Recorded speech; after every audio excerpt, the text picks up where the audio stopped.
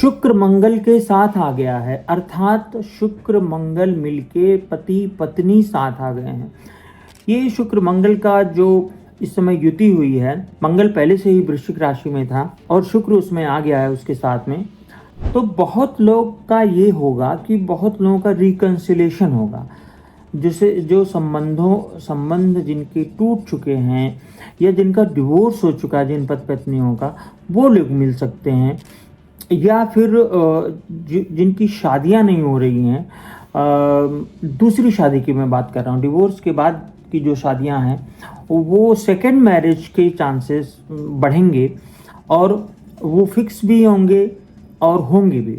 जो फिक्स हो चुके हैं वो तो ऑलरेडी हो गए ही, और इस समय फिक्स होंगे जो सेकंड मैरिज। तो आप ये जान लीजिए कि ये मत समझिए कि सेकंड मैरिज कोई बड़ी चीज़ नहीं है। सेकंड मैरिज एक आम सामान्य भाषा में हो चुकी है, सेकंड मैरिज सामान्य हो चुका है अब। और सेकंड मैरिज को बहुत इस तरह मत देखिए कि कोई अनहोनी चीज़ हो। तो फर्स्ट मैरिज और सेकंड मैरिज में थोड़ा सा ही डिफरेंस है। तो अब सेकंड मैरिज का मौसम आ गया है। दूसरा, शुक्र मंगल और सूर्य भारत की कुंडली में 5 डिग्री 44 मिनट के केतु के ऊपर से जा रहे हैं। तो ये शुक्र मंगल सूर्य भारत की कुंडली के केतु राहु की धुरी पर है। यह एक गंभीर सेक्स स्कैंडल की तरफ इशारा करता है, या कुछ यौन उत्पीड़न की कोई घटना जो हो सकती है, जो मतलब बहुत ज़्यादा सेंसिटिव हो जाए, कोई ऐसी घटना समाचार में, पत्रों में आ जाए, समाचार में आ जाए, यौन उत्पीड़न की कोई इस तरह की घटना आ सकती है आने वाले समय में। इसके लिए हमें सावधान रहना होगा। अब बात करते हैं कि शुक्र वृश्चिक राशि में आया है तो बाकी का इसमें क्या होगा, और इसी में हम ये भी देखेंगे कि विभिन्न राशियों पर इसका शुक्र का क्या असर पड़ने वाला है। तो शुक्र वृश्चिक राशि में जब आया है तो मेष राशि के लिए कोई बहुत अच्छा नहीं है, मतलब अपने पार्टनर के साथ, ये शुक्र का संबंध रिलेशनशिप से ही मैं ले रहा हूँ। लेकिन वृषभ राशि के लिए ये ठीक है और कुछ लोग इसमें बिछड़े हुए मिलेंगे। मिथुन राशि के लिए बहुत अच्छा, बहुत ही अच्छा है शुक्र मंगल का। ये कुछ ये जो रहेगा 20 दिसंबर तक ये शुक्र यहाँ पे पड़ा रहेगा। मिथुन हो गया, इसके बाद हो गया कर्क। तो कर्क राशि के लिए तो बहुत ही अच्छा, बहुत बढ़िया फलकारी होगा, मतलब संबंधों में, अफेयर्स में, लोगों के सोलमेट्स के मिलने की जहाँ तक बात है, वो सब चीज़ें बहुत अच्छी रहेंगी कर्क राशि में। इसके बाद हम आते हैं सिंह राशि में। सिंह राशि के लिए ये जो शुक्र का परिवर्तन है, ये मतलब जैसे पति पत्नी हुआ या सोलमेट्स हुए, उनके लिए बहुत अच्छा नहीं माना जा सकता। कन्या राशि के लिए भी बहुत अच्छा नहीं माना जा सकता। कन्या राशि का ये कहा जा सकता है कि छोटे भाई बहनों में किसी का कुछ, मतलब उनके जो फैमिली लाइफ में प्रॉब्लम आ सकती है, पति पत्नी या उनके छोटे भाई बहनों में, छोटे भाई बहन के फैमिली रिलेशनशिप में प्रॉब्लम आ सकती है या उनके लव रिलेशनशिप में प्रॉब्लम आ सकती है। इसके बाद आएंगे हम तुला में। तो तुला राशि के लिए ये बहुत लाभप्रद रहेगा। इसमें क्या है, लोगों को धन मिल सकता है, अपने पार्टनर से या अपने दोस्त से इस तरह का कुछ मिल सकता है, कोई भी किसी भी तरह का फ़ायदा मिल सकता है। वृश्चिक राशि के लिए क्योंकि ये बहुत ही खासकर महिलाएं अगर वृश्चिक राशि में हों तो इनको सोच समझ के, मतलब बहुत वैसी जगहों पे, इनसिक्योर जगहों पर जाने से बचें, जो वृश्चिक राशि के लोग हैं, महिलाएं हैं खासकर। इसके बाद आ गया धनु राशि। धनु राशि के लिए भी यही चीज़ है कि बहुत ज़्यादा अवॉइड करना होगा गलत जगहों पर जाने से या इनसिक्योर जगहों से। फिर हो गया हमारा आपका मकर राशि। मकर राशि के लिए भी बहुत अच्छा नहीं है ये जो शुक्र है। कुंभ राशि के लिए ये शुक्र जो वर्क प्लेस पे इनके जो रिलेशनशिप है उसमें असर डालेगा, उसमें फ्यूल डालेगा, मतलब वो अच्छा रहेगा उन लोगों के लिए। अब ये ये नैतिक रूप से कितना अच्छा है मैं इसके बारे में मैं यहाँ नहीं बता रहा, मैं वही बता रहा हूँ जो मुझे इन कुंडलियों से दिख रहा है। इसके बाद आया मीन राशि। तो मीन राशि के लिए यह जो शुक्र का परिवर्तन है वो अच्छा है।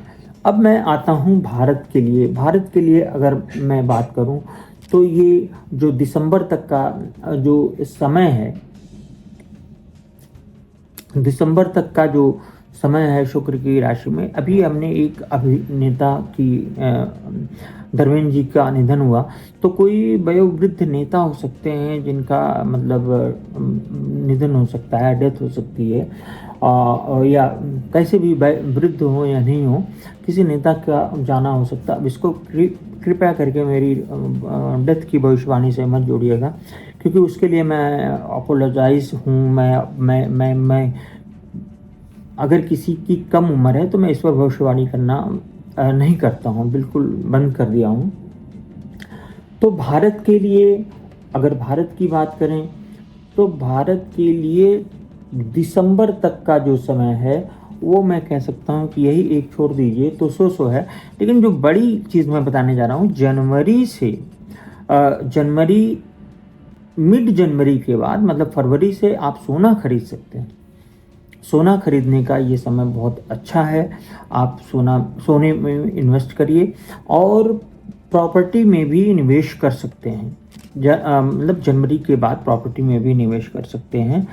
तो ये इतनी चीज़ें हुई, ये जो आज शुक्र का जो परिवर्तन हुआ है। और अगर हम कुंडली देखें, वर्तमान समय में कुंडली देखें, तो आपको देख के ये एक बहुत विशेष बात मैं बताना चाहूँगा।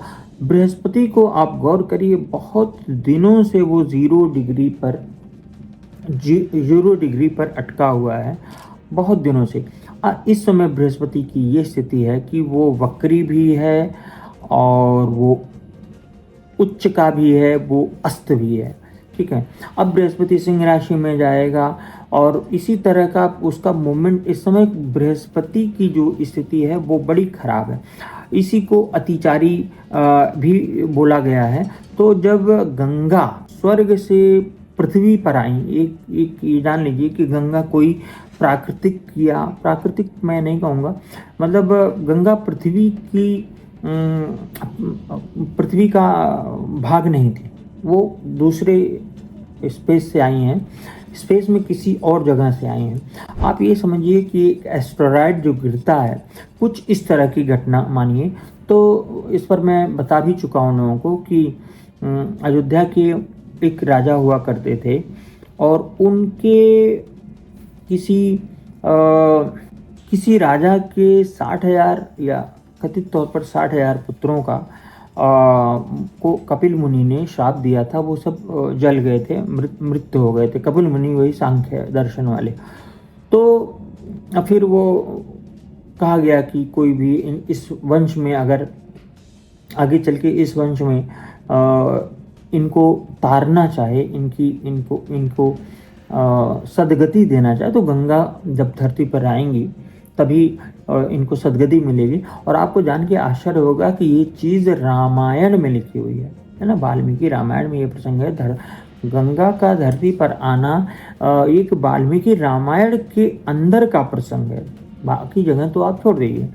तो उसके बाद कई जगह ये प्रसंग आता है कि बृहस्पति उस समय और शनि बिल्कुल स्टैटिक अवस्था में आ गए, मतलब स्थिर हो गए, ऐसा बोला गया, स्थिर हो गए मतलब उनकी गति स्लो हो गई। तो गति स्लो नहीं होती, बाकी किसी की गति कंपैरेटिवली ज़्यादा हो जाती है तो स्लो दिखता है, उसको कहते हैं कि धीमी गति हो गई। तो बृहस्पति की गति धीमी हुई, फिर उसके बाद गंगा पृथ्वी पर आई। और ये भी आप जान लीजिए, जैसे सरयू की बात है, तो सरयू जो कि अयोध्या में बहती हैं, तो सरयू एक प्राचीन नदी है, मतलब गंगा से बहुत पहले की बात है। और सरयू ठीक है आज उतनी अच्छी स्थिति में नहीं है, लेकिन यमुना तो वो भी पहले की है। लेकिन ये जो गंगा है, एक आप ये मान के चलिए कि एक पृथ्वी पर ऐड ऑन हुई हैं, पृथ्वी पर आई हैं और उतरी हैं। राजा सगर भगवान राम के ही पूर्वजों में राजा सगर हुआ करते थे। तो उन्होंने ऐसा रामायण में जो उल्लेख है उसमें कहते हैं सागर का विस्तार किया।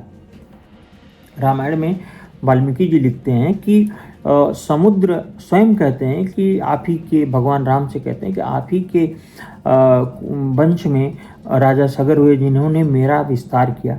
अब ये जो ओशन से रिलेटेड जो भी स्टडी होती है वो लोग जानते हैं, जानना चाहिए उनको।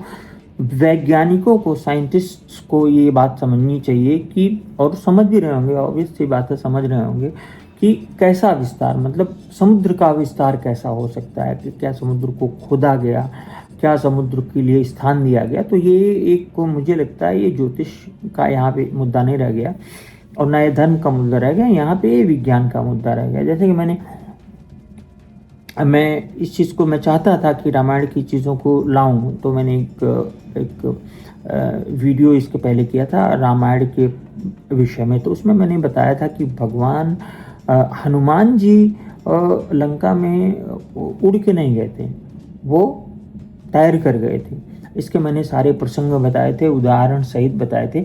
और वो श्लोक मैं तो चाहता हूँ ज़्यादा से ज़्यादा लोग रामायण को पढ़ा करें और रामायण को समझने का प्रयास करें, क्योंकि बहुत सारी किंवदंतियाँ हैं जो कि मतलब जैसे रावण, जब रावण मारा जाता है तो कुछ लोग जो बड़े कवि हैं, युग कवि जो लोग हैं, मतलब वो लोग बता रहे हैं इस तरह की चीज़ें, मुझे समझ में नहीं आ रहा। अच्छा, ऑडियंस में बहुत पढ़े लिखे लोग बैठ के ये बातें सुनते हैं और बर्दाश्त करते हैं, तो मेरे ये समझ से परे है कि जब रावण मर गया ऑन द स्पॉट, जब मारा गया और रावण मर गया, ये तो यहाँ तक कि रामानंद सागर ने भी ये चीज़ दिखाई।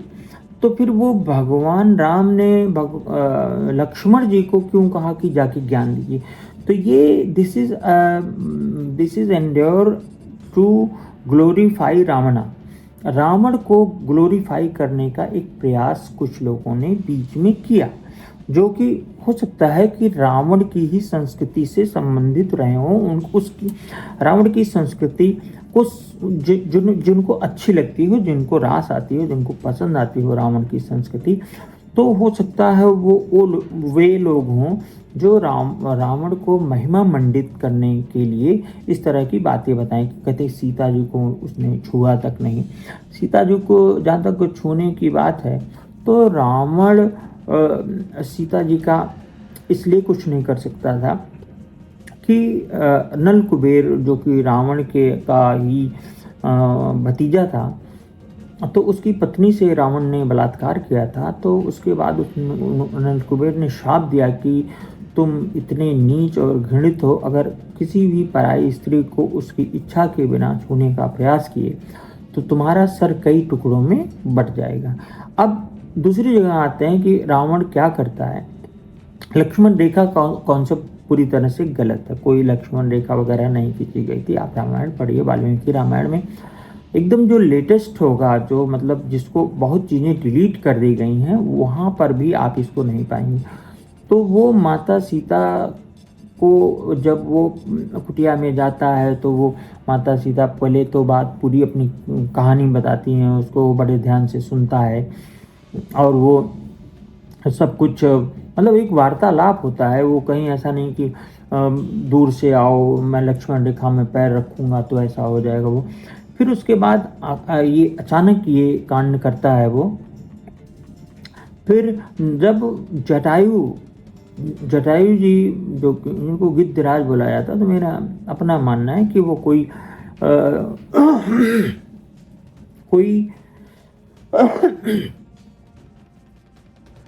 गिद्धराज मतलब कोई ऐसी वन में रहने वाली जनजाति जो मुखौटे ओढ़ते हैं, उस तरह का कोई रहे होंगे।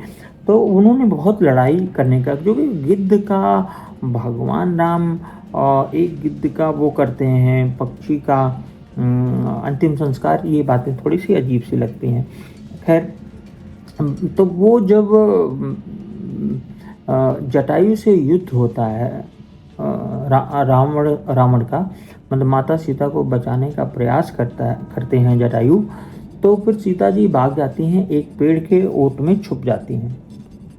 तो वहाँ से वो पहले तो वो सीता जी को बाल पकड़ के और ऐसे पैर से उठा के लेके गया था, और फिर वो माता सीता को पूरा उनके बाल पकड़ के घसीटता हुआ ले जाता है। ऐसा वाल्मीकि रामायण में लिखा है। तो जो लोग ग्लोरीफाई करते हैं उस चीज़ को सुने कि किसी भी महिला, सभ्य नहीं, किसी भी महिला को अगर बाल पकड़ कर उनको घसीटा जाए तो ये इसको क्या बोलेंगे, मतलब इसको किस कृत्य में बोलेंगे।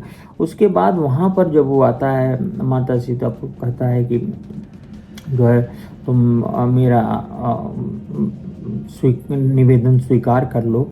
और तो वो पूरी तरह से शराब के नशे में था, ऐसा रामायण में उल्लेख है। वो पूरी तरह से शराब के नशे में था, और उसकी आंखें पूरी तरह मतलब इस तरह दिखाया गया है कि वो बहुत बड़ा मतलब तब उसको कोई समझाता है, कोई राक्षसी ऐसा कुछ वहाँ से, तब वो चाहता है। तो वो अपने स्तर से जो कुछ भी कर सकता था उसने सब किया। और जो कविराज हैं, जो युग कवि हैं, वो ये भी बताते हैं कि जब पुरोहित की बात हुई, कोई पुरोहित नहीं मिल रहा था, भगवान राम जब शिव का वो करते हैं, पूजन करते हैं भगवान शंकर का, जो पूजन वहाँ पे, तो रावण खुद आता है और सीता जी को लेके आता है, कहता बिना पत्नी के आप कैसे मतलब इसको करेंगे। मतलब स्टूपिडिटी की हद हो गई है कि जो लोग ये कथा वाचन कर रहे हैं इनके अगेंस्ट कार्रवाई होनी चाहिए। लेकिन कार्रवाई कौन करेंगे? जो कार्रवाई करने वाले हैं वो भी अलग अलग जगहों पे बटे हुए हैं। जो बड़े राष्ट्रीय जो संत हैं तो वो अपनी हनुमान चालीसा, अपना रामचरितमानस बनाते हैं। लेकिन ये अगर आज करपात्री जी महाराज होते, करपात्री जी महाराज, तो इस तरह की घटनाएं क्या होने देते कि कोई आदमी अपने मन से जो भी समझ में आ रहा है, सीता जी को लेके आ रहे हैं, किसी का उल्लेख करते हैं किसी रामायण का, लेकिन जब वाल्मीकि रामायण है तो किसी अन्य रामायण का कैसे उल्लेख किया जा सकता है? क्योंकि Valmiki was contemporary to Ramayana, भगवान राम के समय के हैं वाल्मीकि, उसी समय वो घटनाएं देखते हैं और वो उसको लिखते जाते हैं। कुछ चीज़ों को वो पहले से लिख रहे होते हैं या कुछ चीज़ें बाद में, लेकिन उन्होंने सब लिपिबद्ध किया और वो फिर अलग कुछ जाके सुनाते हैं। और तो ये चीज़ें कि रावण ऐसा था, और ये कितना मतलब रावण के विषय में कहीं शोध करने की आवश्यकता नहीं है। रावण के विषय में वाल्मीकि रामायण में ही महर्षि वाल्मीकि जी ने सब कुछ कह दिया है।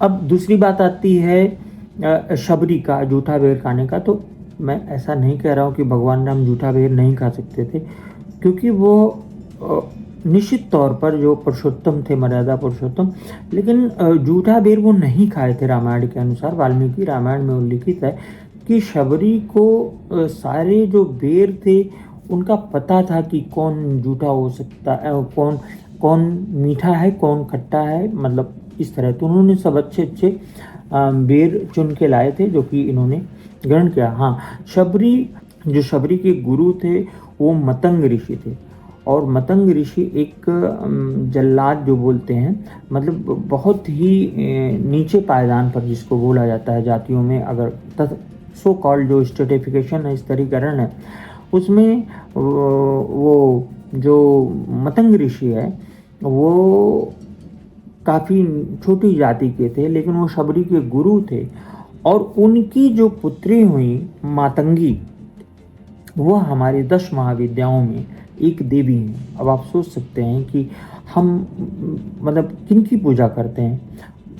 जब हम मतंग ऋषि की पुत्री माँ मातंगी की 10 महाविद्याओं में पूजते हैं, और वो जो जितना आज फिल्म इंडस्ट्री है, जितना सब कुछ इंडस्ट्री का सब कुछ है, जो संगीत है इत्यादि, अभिनय, ये सब की देवी हैं माँ मातंगी। लेकिन 10 महाविद्याओं में हैं तो निश्चित तौर पर मारण, चाटन और स्तंभन, इन सब की भी देवी रहेंगी, प्रेम की देवी रहेंगी। तो ये सारी चीज़ें हैं। क्योंकि मैं अब से जो वीडियो बना रहा हूँ तो उसमें मैं चाहता हूँ कि कुछ नॉलेज की बातें मतलब हो जाए। ज्योतिष कला, ज्योतिष तो मैं शुरू से बचपन से कर रहा हूँ। तो एक चीज़ और है कि जो मैंने कहा कि डिवोर्स की बात करी, तो डिवोर्सेस का जो क्रम है वो चलता रहेगा लगातार, शादियां होती रहेंगी। और लेकिन इस पर रोक की बात ऐसा कोई चीज़ नहीं है कि जो इन्हें रोक देगा। केतु एक प्लेनेट है जो डिवोर्स कराता है। जब तक जितना सोफिस्टिकेटेड तरीके से सॉफ्टवेयर्स बनते रहेंगे, मेरी अपनी रिसर्च है। केतु सॉफ्टवेयर है, राहु हार्डवेयर है। राहु मतलब जितने भी आपके गजेट्स हैं सब राहु हैं, जो भी आप गजेट यूज़ करते हैं सब राहु हैं। के अंदर जो नहीं दिख रहा है, जो एप्लीकेशन है, जो सॉफ्टवेयर है, वो सब केतु हैं। तो केतु जितनी ये इंडस्ट्री ग्रो करेगी, डिवोर्सेस के रेट्स उतने ही बढ़ते जाएंगे। तो और लोगों का एक और मैं बात मैं यहाँ साझा करना चाहूँगा। बहुत सारे लोग कहते हैं कि इतने गुड़ मिलान, तो गुड़ मिलान पर मैं बार बार बोल चुका हूँ, एक बार फिर बोल रहा हूँ, अगली बार फिर रिपीट करूँगा कि गुड़ मिलान एक फेल्ड कॉन्सेप्ट है, जो कि फेल हो चुका है, जो 400 साल पहले था। डॉक्टर राजबली पांडे की बुक में आप लोग इसको देख सकते हैं कि उन्होंने लिखा है कि गुड़ मिलान हमारे यहाँ नहीं था। रामायण के समय मात्र सूर्य के उत्तरायण होने पर ही शादियां हो जाया करती थी। और सोचिए कितनी टिकने वाली शादियां, माँ सीता की बात ही नहीं की जा सकती, वो एक अलग घटना थी। वो एक मैं मानता हूँ कि और रामायण में स्पष्ट लिखा है कि भगवान राम क्यों जन्म लेते हैं। साफ साफ है कि देवताओं को रावण ने जीना मुश्किल कर दिया था, जीना हराम कर दिया था रावण ने। सिर्फ इसलिए वाल्मीकि रामायण पढ़े तो सिर्फ इसीलिए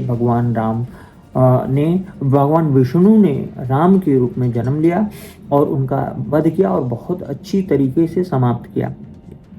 अब अगर हम देखें तो जो आने वाला समय आ रहा है, जो अगर आप भारत सहित पूरे विश्व की घटनाओं को हम देखें तो हम ये कह सकते हैं कि हम अब वो जो पाप और भ्रष्टाचार का जो घड़ा है वो पूरी तरह से पक चुका है, मतलब भर चुका है। तो ठीक है, कोई ना कोई आएगा। मैं ये नहीं कहता कि कल की सफ़ेद घोड़े पर आएंगे, कोई व्यक्ति तो आएगा। कुछ ऐसा घटने जा रहा है 2025 से लेकर 2025 खत्म हो रहा है, 26, 27, 28 तक कुछ ऐसा घटने जा रहा है, कोई आ रहा है जो इन सब चीज़ों का पटाक्षेप करेगा। और जितना भी भ्रष्टाचार का जो और पाप, जितना भी गंध मची हुई है, कोई ना कोई इसे आकर समाप्त करेगा, इससे निपटेगा, इससे निपटने में हमारी सहायता करेगा। तो इसके साथ में एक दोबारा मैं उपाय मैं करता रहता हूँ, मैं बताता रहता हूँ। तो उपाय में मैं रिपीट कर रहा हूँ कि अपने घर के सेंटर से एक्सट्रीम ईस्ट में भगवान राम का राम दरबार ज़रूर लगाइए। और कुछ लोगों ने राम दरबार की बड़ी मांग की। मैंने कहा कि राम दरबार बन चुका है, उसकी पेंटिंग आ चुकी है। मैंने उसे वेबसाइट पर कुछ कारणों से अभी नहीं डाला है, और वो आप समझिए कि 7 या 8 दिन के भीतर भगवान राम का राम दरबार हमारी वेबसाइट astrosushil.com पर उपलब्ध हो जाएगा।